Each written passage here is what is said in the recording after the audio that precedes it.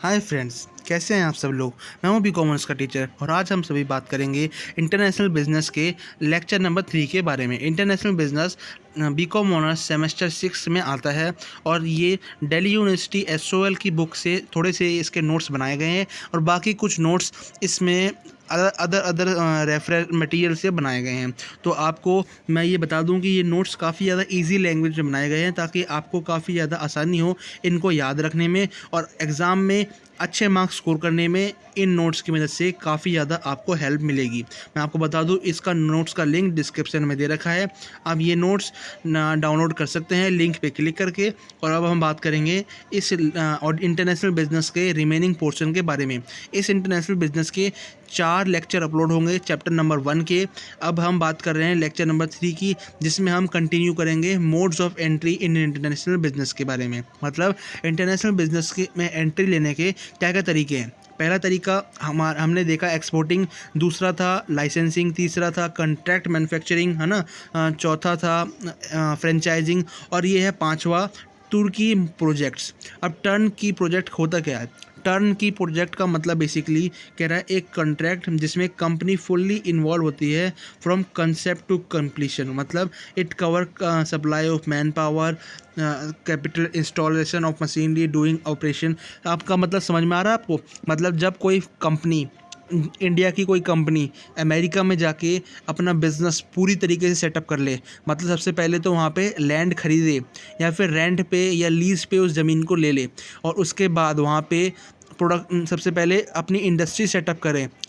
एक पूरा का पूरा एक इंडस्ट्री बनाए जिसमें 6 महीने या 1 साल लगता है। उसको बनाने के बाद वहाँ पे अपना गुड्स का प्रोडक्शन स्टार्ट करे, मशीनरी को ख़रीदे, वहाँ पे लेबर को हायर करें और स्टाफ को रखे। तो ये पूरे के पूरे प्रोसीजर को कहते हैं टर्न की प्रोजेक्ट। मतलब जब कोई डोमेस्टिक कंपनी पूरी तरीके से फॉरेन कंट्री के अंदर इन्वेस्टमेंट करती है, अपना पूरा का पूरा इन्वेस्टमेंट करती है और प्रोडक्शन करती है, supply of man power, capital, installation, इसे कहते हैं टर्न की प्रोजेक्ट, है ना। इसके बारे में ज़्यादा ब्रीफली मैं बता नहीं रहा क्योंकि एग्ज़ाम में आपको इसके बारे में थोड़ा सा एक पैराग्राफ लिखना होगा, अगर आ गया तो 2-3 मोइटी लिखने होंगे। इससे रिलेटेड जो और मोड्स ऑफ एंट्री हैं वो काफ़ी ज़्यादा इंपॉर्टेंट है जो मैंने बता रखे हैं। काउंटर ट्रेड क्या होता है। काउंटर ट्रेड का मतलब एक system of international trading in which goods are exchange for other goods rather than hand currency. इसका मतलब जब कोई कंट्री के पास पैसे नहीं होते या वो पैसों को सेव करना चाहती है तो वो क्या करती है, बार्टर सिस्टम का इस्तेमाल करती है। बार्टर सिस्टम का मतलब समझ रहे हो आप कि अगर कोई आदमी कोई मान लो वीट खरीदना चाहता हो, गेहूं खरीदना चाहता हो, तो उसके बदले में वो चावल दे देगा। क्या करेगा, उस आदमी को चावल देगा और बदले में गेहूं ले लेगा। उसे कहते हैं बार्टर सिस्टम, मतलब गुड्स के बदले गुड्स एक्सचेंज करना। तो ऐसे ही जब कोई फॉरेन कंट्री में एक फॉरेन कंपनी, है ना, हमारी कंपनी को क्या करे, गुड्स दे दे और हम उसको गुड्स पे दे दें, तो उसे कहते हैं काउंटर ट्रेड। मतलब ट्रेड के बदले जब ट्रेड होता है उसे कहते हैं काउंटर ट्रेड। ऐसा ही इसका एग्जांपल है अफ़गानिस्तान का। जो अफ़गानिस्तान के पास पैसा नहीं है मगर वो क्या कर रहा है, रसिया से थोड़ा सा पेट्रोल ले रहा है। क्या ले रहा है, पेट्रोल ले रहा है और उसके बदले में रसिया को क्या कर रहा है, वो अपने यहाँ का लिथियम दे रहा है। लिथियम एक बैटरी होती है, लिथियम जो बैटरी में यूज़ होता है, जो उसके यहाँ पे माइन है काफ़ी ज़्यादा, तो उसकी माइन वो उसको दे रहा है रसिया को। तो ये बेसिकली एक एग्जांपल है, ठीक है। नेक्स्ट है टेक ओवर्स। टेक ओवर क्या होता है। Take over refers to when a company makes a successful bid to acquire majority stakes in a company और टू परचेज अ कंपनी। मतलब जब कोई कंपनी क्या करती है, मेजॉरिटी स्टेक्स ले लेती है। क्या करती है, मेजॉरिटी स्टेक्स किसी दूसरी कंपनी की खरीद लेती है, शेयर्स खरीद लेती है बिडिंग के थ्रू, है ना, तो उसे कहते हैं टेक ओवर, मतलब पूरी तरीके से खरीद लेना। तो ये एक तरीका है इंटरनेशनल बिजनेस में आने का, क्योंकि अगर डोमेस्टिक कंपनी फॉरेन कंपनी के पूरे शेयर खरीद ले तो वो उसकी मालिक बन जाएगी, हाँ, इंडिया की कंपनी, और उसके बाद वो इंटरनेशनल बिजनेस चालू कर सकती है क्योंकि अब उसकी जो पूरी की पूरी इन्वेस्टमेंट है वो फॉरेन कंट्री के अंदर आ चुकी है, ठीक है। नेक्स्ट है जॉइंट वेंचर। काफ़ी ज़्यादा इंपॉर्टेंट एंट्री है ये मोड ऑफ इंटरनेशनल बिजनेस के अंदर, जिसके बारे में मैं अब आपको एक्सप्लेन करूँगा। बेसिकली जॉइंट वेंचर क्या होता है। जॉइंट वेंचर का मतलब जब दो या दो से ज़्यादा फर्म मिलके एक साथ आ जाती हैं और अपना बिजनेस कंटिन्यू करती हैं, प्रोडक्शन करती हैं, सेल करती हैं, उसे कहते हैं जॉइंट वेंचर। मतलब समझ में आ रहा है? जब दो या दो से ज़्यादा कंपनीज मिलके आती हैं और अपना बिजनेस कैरी फॉरवर्ड करती हैं, उसे कहते हैं जॉइंट वेंचर। इसका बेस्ट एग्जांपल है हीरो होंडा।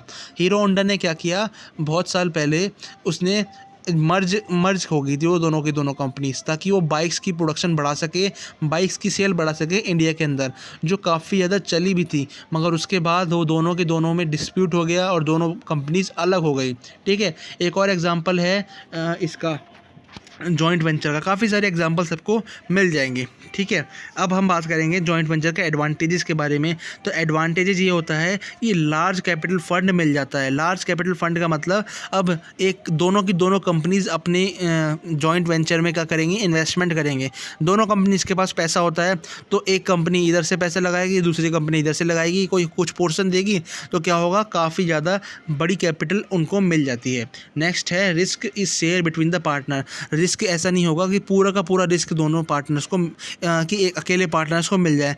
दोनों पार्टनर्स के बीच में रिस्क आधा आधा बढ़ जाता है। अगर लॉस होगा तो दोनों बियर करेंगे आधा आधा। ठीक है, नेक्स्ट है the skill, technical, technology and marketing available from both partner share. अब कोई भी स्किल हो, चाहे वो टेक्नोलॉजिकल हो, चाहे वो मार्केटिकल हो, या चाहे वो टेक्निकल हो, ठीक है, वो दोनों पार्टनर्स के बीच में शेयर होती है और दोनों पार्टनर्स नई की नई चीज़ें सीखते हैं। दोनों कंपनीज जो होते हैं वो नई चीज़ें सीखते हैं ताकि वो प्रोडक्शन को इम्प्रूव कर पाएँ, सेल को इम्प्रूव कर पाएँ। तो अब हम बात करेंगे डिसएडवांटेजेस के बारे में कि जॉइंट वेंचर के क्या क्या डिसएडवांटेजेस होते हैं। पहला है chance to conflict between the partner due to varied reason. अब इसमें कह रहा है यहाँ पे एक चांस है दोनों पार्टनर के बीच में कि वो उनके बीच में कन्फ्लिक्ट हो जाए। जैसे मैंने कहा था, हीरो होंडा के बीच में डिस्प्यूट हुआ था और दोनों की दोनों अलग हो गई थी। पहले वो जॉइंट वेंचर थे मगर बाद में वो अलग हो गई। तो ये एक इसका एग्जांपल है डिसएडवांटेजेस ऑफ जॉइंट वेंचर। अब क्योंकि दोनों के बीच में टाइम पीरियड जब ख़त्म हो जाता है ना, दोनों का जो एग्रीमेंट होता है, एग्रीमेंट पीरियड अगर ख़त्म हो जाए तो भी वो अलग हो जाती हैं। ठीक है, जॉइंट वेंचर ख़त्म हो जाता है। नेक्स्ट है decision making is also slow down due to involvement of so many companies और पार्टीज़। अगर कई सारी कंपनीज ने मिलकर बिजनेस चलाया है तो वो क्या करेंगे, अगर कोई डिसीज़न लेना होगा तो सारी कंपनीज मिल के लेंगे, जिससे कोई डिसीज़न फास्टली नहीं ले पाएगा, जल्दी से जल्दी डिसीज़न नहीं हो पाएगा, काफ़ी टाइम लगेगा डिसीज़न लेने में। नेक्स्ट है entry of competitor changes in the business environment also lead to collapse of joint venture. अब जॉइंट वेंचर कैसे खतरे में आ सकता है, अगर कोई दूसरी कंपनी आ जाए और वो क्या करे, सस्ते दाम पे, सस्ते प्राइस पे प्रोडक्ट बेचने लग जाए, तो जॉइंट वेंचर खतरे में आ सकता है। क्योंकि वहाँ पे उन्होंने पहले से ही एक सेट प्राइस पे गुड्स बेच रहे थे, मगर अचानक से कोई कंपटीटर आया और वो गुड्स बेचने लग गया सस्ते प्राइस पे। इसका बेस्ट एग्जांपल है जियो। जियो के आने के बाद कई सारी कंपनीज डिस्ट्रॉय हो गई और कई सारी कंपनीज जो है मर्ज हो गई। एक एग्जांपल ले लो, वोडाफोन और आइडिया दोनों की दोनों मिल गई ताकि वो जियो से लड़ सके। ठीक है, सो ये दोनों के दोनों ने जॉइंट वेंचर किया है, जियो और वोडाफोन ने, और वोडाफोन और आइडिया ने। और जियो एक क्या है, एक कंपटीटर है। अब बात करेंगे हम सबसे इम्पॉर्टेंट टॉपिक डोमेस्टिक और इंटरनेशनल बिजनेस के डिफरेंस के बारे में। एग्ज़ाम में बहुत बार इस टॉपिक को पूछा गया है। आप कोई भी डाउट हो आप मेरे से कमेंट में पूछ सकते हैं, उसका रिप्लाई ज़रूर दूंगा। Difference between domestic and international business. Domestic और इंटरनेशनल बिजनेस के बीच में क्या डिफरेंस है। पहला डिस्टेंस का, क्या डिस्टेंस का, जो डिस्टेंस इन्वॉल्व होता है export of goods in internal trade is generally greater than the domestic trade. मतलब गुड्स इंटरनेशनल बिजनेस में सबसे पहले तो डोमेस्टिक कंपनी को दूसरी कंट्री में जाना पड़ता है, दूसरी कंट्री में जाएगी, अपना पूरा का पूरा प्रोजेक्ट सेटअप करेगी, उसके बाद सामान बेचेगी या एक्सपोर्ट करेगी, है ना। कई सारे एग्जांपल है, एक्सपोर्ट भी एग्जांपल है। तो लॉन्गर डिस्टेंस होता है इंटरनेशनल बिजनेस में, मगर क्या कहते हैं डोमेस्टिक बिजनेस में इतना लॉन्गर डिस्टेंस नहीं होता। दूसरा लैंग्वेज डिफरेंस। हमारी कंट्री के अंदर जो कंपनी है उसको वो भाषा बोलने आती होगी उसके यहाँ के स्टाफ को, मगर अगर वो फॉरेन कंट्री में जाएगी, अमेरिका में जाएगी तो इंग्लिश आनी चाहिए, और रसिया में जाएगी तो रशियन आनी चाहिए। तो लैंग्वेज डिफरेंस हो जाएगा ना दोनों में, हिंदी काम नहीं आएगी वहाँ उस कंट्री के अंदर। तो ये लैंग्वेज डिफरेंस है जिससे कि उनको सेल्स इफेक्ट होगा, क्योंकि अगर सेल्स पर्सन सेल करने जाएगा तो उसे अंग्रेजी आनी चाहिए सामान बेचने के लिए, या दूसरी कंट्री में जाएगा तो वहाँ की लोकल लैंग्वेज आनी चाहिए। कल्चर डिफरेंस का मतलब वहाँ का कल्चर कैसा है, कल्चर से भी बहुत ज़्यादा सेल इन्फ्लुएंस होती है। अगर वहाँ पे उनको टोबैको प्रोडक्ट खाना पसंद ना हो तो क्या होगा, इससे सेल डिक्रीज़ होगी, क्योंकि कंपनी यहाँ की कोई टोबैको कंपनी दूसरी कंट्री में जाके सेल नहीं कर पाएगी, क्योंकि वहाँ के लोगों को ऐसा प्रोडक्ट चाहिए ही ना हो। अगर वहाँ के लोगों को फैंसी प्रोडक्ट ज़्यादा पसंद हो तो उससे क्या होगा, तब भी सेल ज़्यादा इफेक्ट होगी। कंपनी को उसी के अकॉर्डिंग क्या करना पड़ेगा, प्रोडक्ट बनाना पड़ेगा। कल्चर डिफरेंस, उनके कल्चर में, हमारी कंट्री का कल्चर क्या है, नमस्ते करना और क्या घाघरा चोली, और ये सारे के सारे कल्चर होते हैं। तो इस टाइप के गुड्स जो हैं ज़्यादा बिकेंगे। ये एक एग्जांपल है, ठीक है।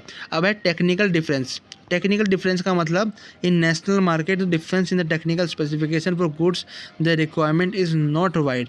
टेक्निकल डिफरेंस का मतलब अगर एक डोमेस्टिक कंट्री के अंदर सामान बेचना होगा तो कम अमाउंट में बेचना होगा, है ना, कम अमाउंट में, क्योंकि लोग कम हैं, लेकिन इंटरनेशनल बिजनेस में ज़्यादा अमाउंट में। इसकी वजह से टेक्नोलॉजी का यूज़ बहुत ज़्यादा होगा। टेक्नोलॉजी का यूज़ मतलब इंटरनेशनल बिजनेस में ज़्यादा टेक्नोलॉजी लगेगी, ज़्यादा मशीनरी लगेगी, मगर हमारी कंट्री के अंदर कम मशीनरीज लगेंगी, ठीक है। और कुछ स्पेसिफिकेशंस भी कम होंगी। हमारी कंट्री के अंदर क्या होगा, आप एक जगह पे सामान बेचोगे तो उस जगह के हिसाब से बेचना पड़ेगा, मगर अगर कई सारी लोकेशंस पे बेचोगे तो उन सभी लोकेशंस के हिसाब से बेचना पड़ेगा। नेक्स्ट है टैरिफ बैरियर्स। टैरिफ बैरियर्स का मतलब टैक्स काफ़ी ज़्यादा इंपॉर्टेंट है। कस्टम ड्यूटीज़, एक्सचेंज रेस्ट्रिक्शन, ये सारे के सारे बैरियर्स हैं इंटरनेशनल और डोमेस्टिक बिजनेस में, जिसकी वजह से डिफरेंस आता है। नेक्स्ट है डॉक्यूमेंटेशन। होम ट्रेड के अंदर कुछ डॉक्यूमेंट्स इन्वॉल्व होते हैं एक्सचेंज ऑफ गुड्स के लिए, मगर फॉरेन कंट्री के अंदर अगर ट्रेड करना है तो बहुत ज़्यादा डॉक्यूमेंट्स इन्वॉल्व होते हैं। नेक्स्ट है पेमेंट्स। इंटरनेशनल ट्रेड के अंदर goods are exchange in currency unit of country. Payment के मतलब अगर हमारी कंट्री के अंदर आपको सामान बेचना हो तो रुपया लगेगा, रुपया लगता है ना सामान बेचने के लिए, मगर अगर फॉरेन कंट्री के अंदर सामान बेचना हो तो क्या लगता है, अमेरिका के अंदर डॉलर और रशिया के अंदर क्या लगता है, रशिया की करेंसी रूबल। तो ये एक एग्जांपल है। अब बात करते हैं वेरियस स्टेजेस और प्रोसेस ऑफ इंटरनेशनल बिजनेस के बारे में। तो अब इसका जो ये पोर्शन है इसमें कह रहा है कि इंटरनेशनलाइजेशन ऑफ बिज़नेस के बारे में कह रहा है, या एग्ज़ाम में अगर क्वेश्चन आएगा तो दो नाम से आ सकता है कि इंटरनेशनलाइजेशन ऑफ बिज़नेस के प्रोसेस बताओ, या फिर कई सारे स्टेजेस बताओ इंटरनेशनलाइजेशन ऑफ बिज़नेस के। अगर कोई बिज़नेस इंटरनेशनलाइजेशन हो गया तो उसमें क्या क्या स्टेजेस होते हैं। पहला है डोमेस्टिक कंपनी, दूसरा है इंटरनेशनल कंपनी, तीसरा है मल्टीनेशनल कंपनी।